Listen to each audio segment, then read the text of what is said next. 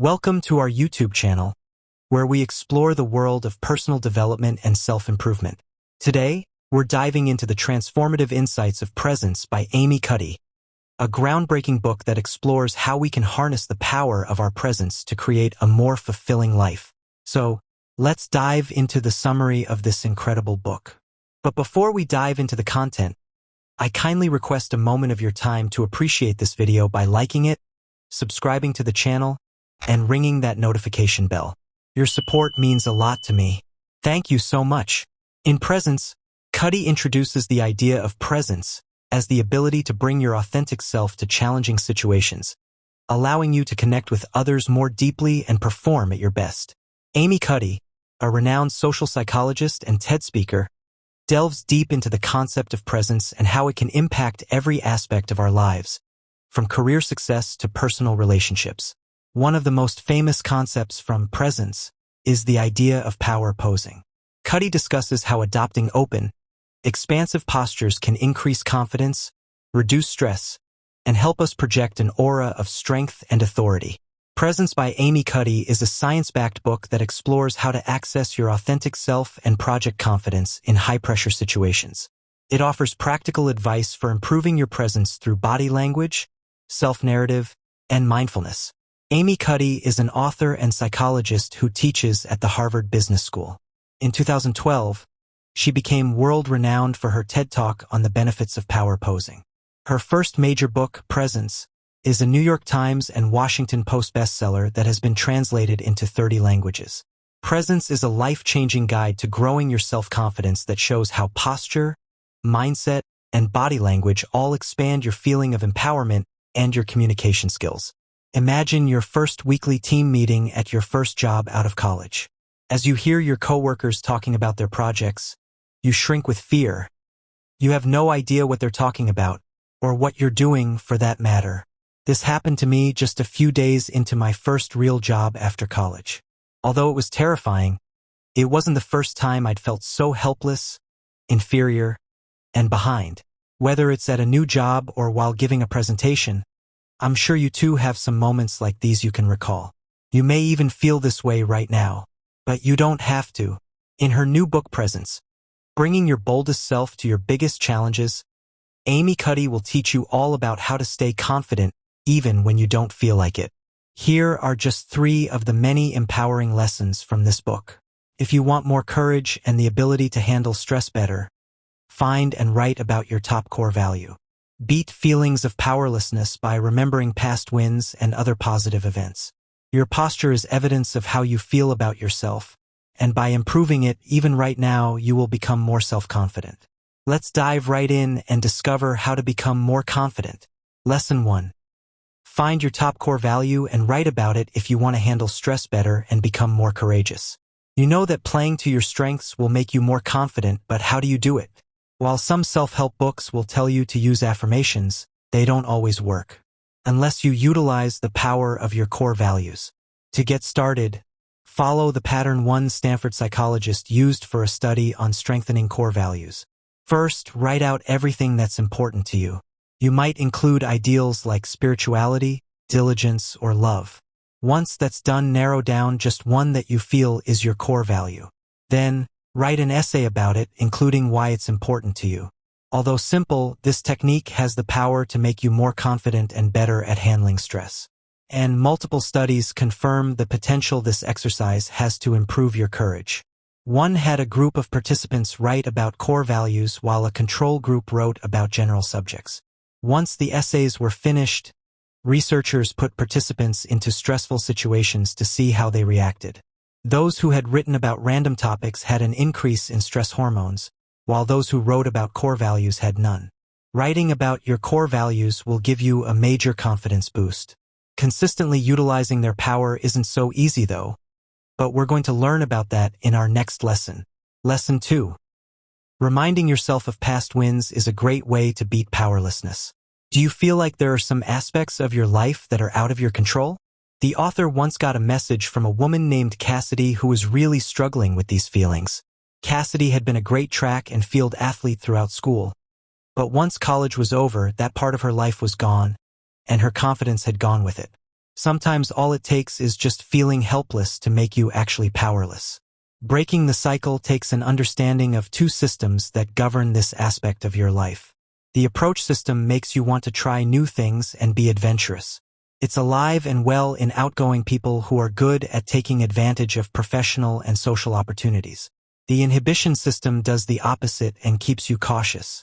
This might help you stay safe, but sometimes it gets out of control and makes you feel helpless as you focus on times when you were powerless. If you're feeling stuck ruminating on something you can't control, remember a time when a win made you feel empowered. This will activate the approach system and help you improve your situation. It's especially helpful if the event is related to your core values. Just the other week, I was feeling down and utilized this. I began listening to some empowering music that helped me remember all the times in my life that I've worked hard to beat the odds and reach my greatest goals. I quickly felt much better as I realized that I am in more control than I think. Lesson 3. If you want to become more self-confident, improve your posture.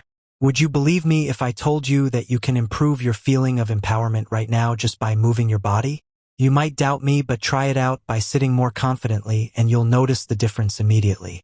This is what Cuddy noticed in her lectures at Harvard Business School, where she tells her students that their participation and posture will affect their grades. She's learned by observing those who exhibit poor posture that it reflects and reinforces their low self-esteem and that it determines their performance in class. Those with the worst grades in her class are always the students with poor posture, such as sitting on the edges of the room, putting their heads down, and not sitting straight. This led Cuddy to perform research to determine how much the way people carry themselves affects the activation of the approach system. She had one group of participants practice power poses, while the others were asked to mimic examples of poor posture.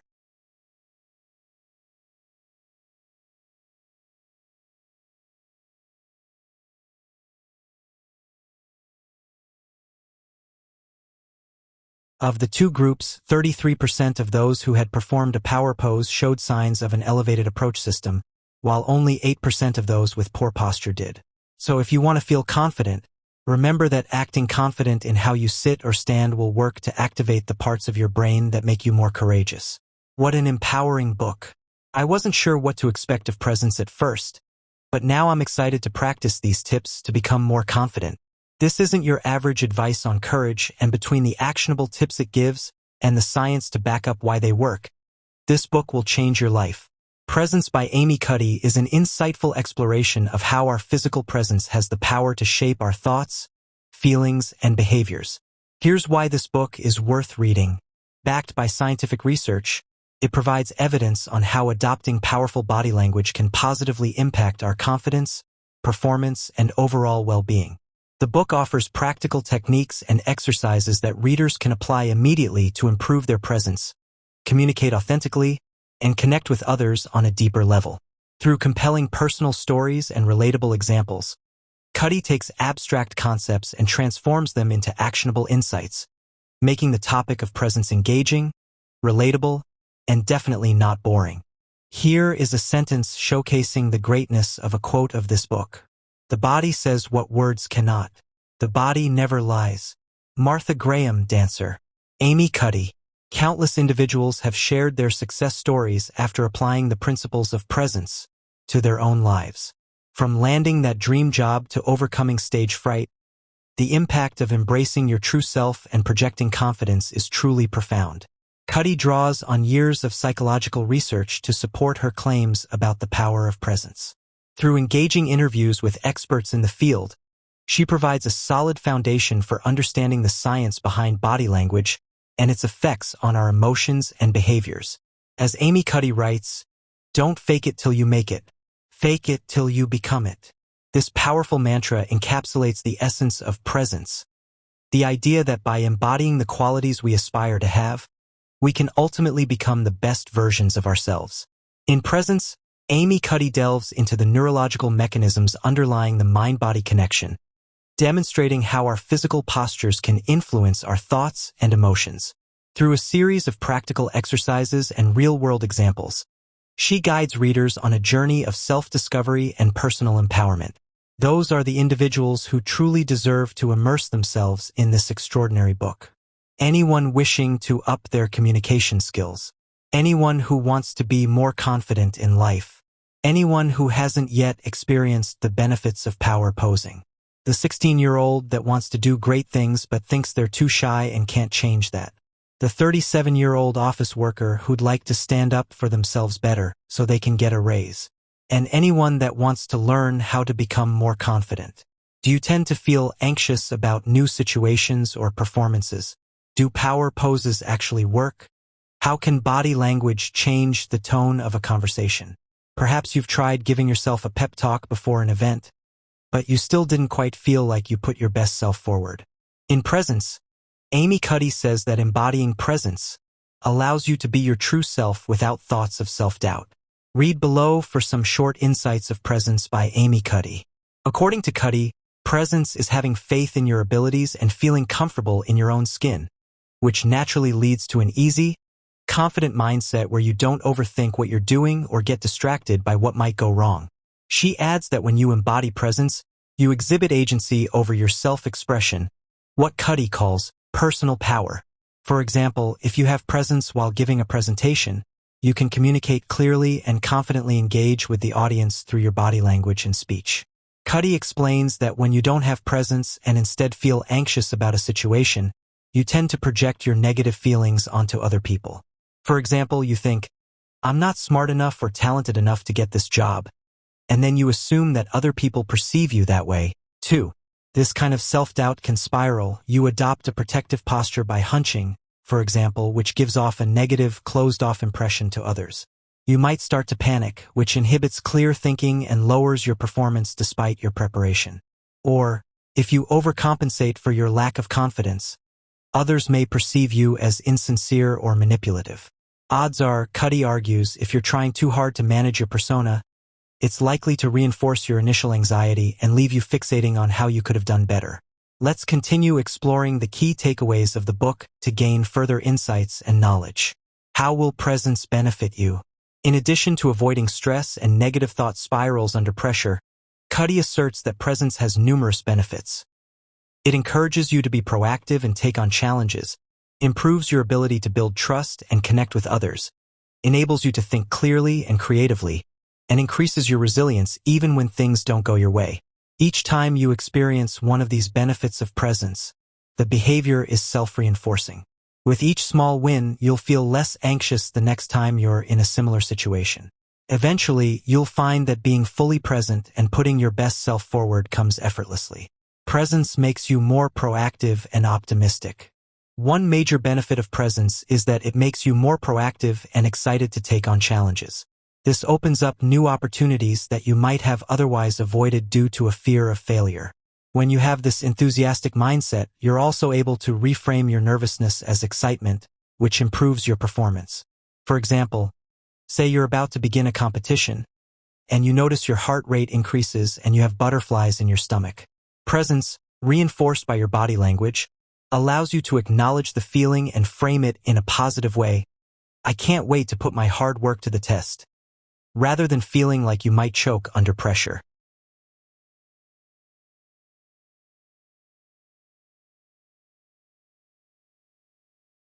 Presence builds trust.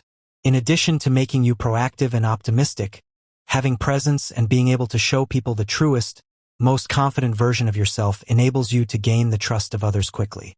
This ability to connect with people is beneficial in countless scenarios, including professional settings, such as business pitches, interviews and speeches, or simply meeting new friends. As a bonus to feeling less self-conscious and stressed, having presence increases your chances of being successful in situations where you want to build trust. By demonstrating that you're open, friendly, and sincere through your body language, you tend to make people mirror that behavior, encouraging them to exhibit those traits toward you in return. Presence enhances thinking and creativity. The next benefit of presence is that feeling at ease in a difficult situation enhances your cognitive functions. This means that you're better able to think clearly, easily access all of the knowledge and skills you already have, and come up with creative solutions and ideas on the fly.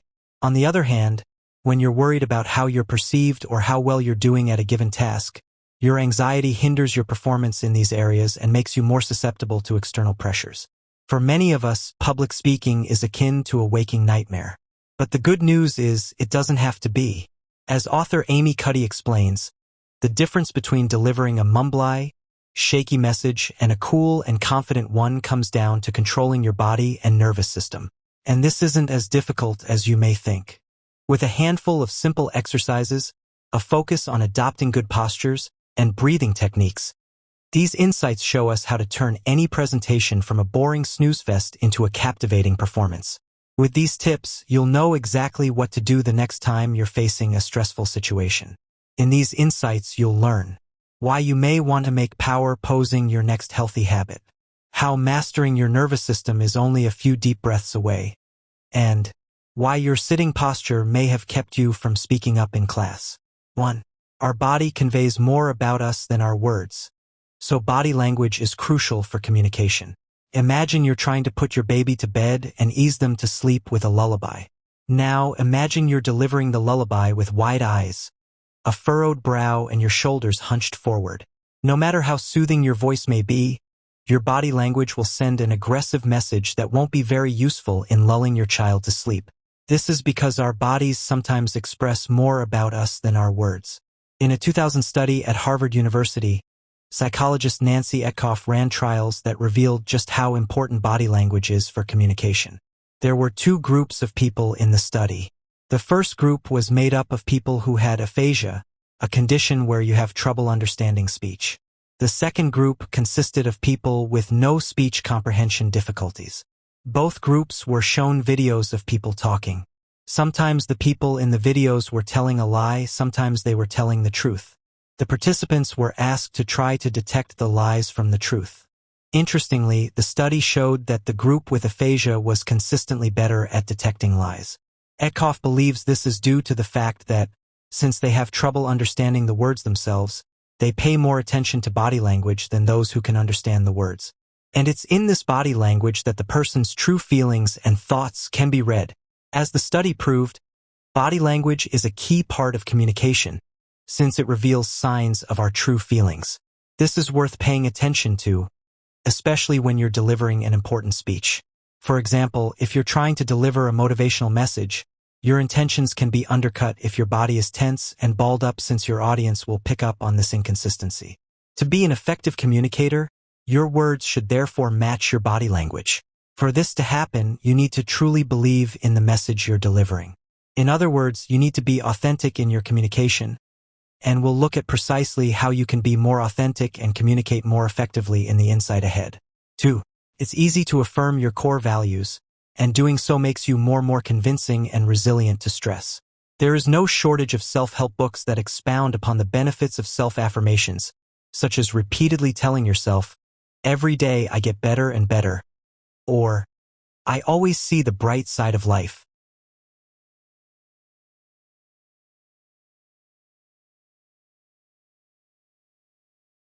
Such affirmations are superficial and rarely do much good. However, there are different kinds of affirmations, and some can be truly effective, like taking the time to affirm your core values. 3. Imposter syndrome is more common than you might think, and you shouldn't let it hinder you. As you've probably noticed, many of the best communicators exude a certain confidence when they speak. But such confidence can prove elusive, especially if you struggle to feel a sense of self-worth. Many of us have the feeling that we're inadequate or undeserving of success. Or perhaps it's the feeling that we'll never be capable of speaking well in front of others. So why bother trying to improve? For feeling powerless can lead to actual powerlessness, but there are remedies for this. As a psychologist, the author, Cuddy, was once contacted by Cassidy, a woman who felt lost and powerless in life. After talking to her, Cuddy realized what the problem was. Throughout high school and college, Cassidy had been a successful athlete, specializing in track and field. But after graduating from college, her empowering athletic life faded away, leaving her feeling helpless and uncertain. 5. Power and movement are intimately connected. There are other, more physical exercises that also encourage feelings of empowerment. Take the haka, for example. The haka is a dance, often performed in a group, that originates with the Maori people but has been popularized by the New Zealand rugby team, the All Blacks, who perform the dance before every match. The haka is characterized by empowering movements like greatly expanding your chest, stomping your feet, and slapping your thighs. 6. Our nervous system has two main modes of operation, and it is easy to activate the relaxation mode. If you've ever confessed to being nervous before a big meeting or event, you may have had a friend put their hand on your shoulder and tell you, just relax. This is sensible advice since we want to avoid having tense, constricted muscles that signify powerlessness, but it's easier said than done. As it turns out, though, knowing how to relax can indeed be easier to do once you better understand how the nervous system works. 7. Body language influences people in everyday life, and improving your posture is empowering. When Cuddy teaches at Harvard Business School, she not only encourages active student participation in class, but also lets them know that such participation will factor greatly into their final grades. Yet, even with this considerable incentive, some of her students still wouldn't participate. Prepare for challenges with power poses, and maintain good posture during the challenges. As the author discovered, power poses are not only useful for feeling more confident and outgoing in life, they can also be used strategically to prepare yourself for a challenging situation. By striking a power pose, you can give yourself a much-needed boost of relaxation, control, and empowerment. This makes a power pose the perfect tool for getting yourself in the right frame of mind and body for whatever challenges you're about to face. By implementing the strategies outlined in Presence, readers can cultivate a deep sense of self-assurance and authenticity that radiates through their interactions, leading to greater success and fulfillment in all areas of life. If you're ready to unlock your full potential and cultivate a greater sense of presence in your life, we highly recommend checking out Presence by Amy Cuddy. You can find the link to acquire a copy of this incredible book in the description below. Remember, your presence has the power to shape your reality. So why not make it a positive one? Thank you for watching. I hope you guys enjoyed that video. If you found this book summary helpful, be sure to give this video a thumbs up and subscribe to our channel for more book summaries and personal development tips. And share this uplifting summary with someone who may benefit from hearing them. Leave a comment down below if you've read this book or have any other recommendation. See you next time.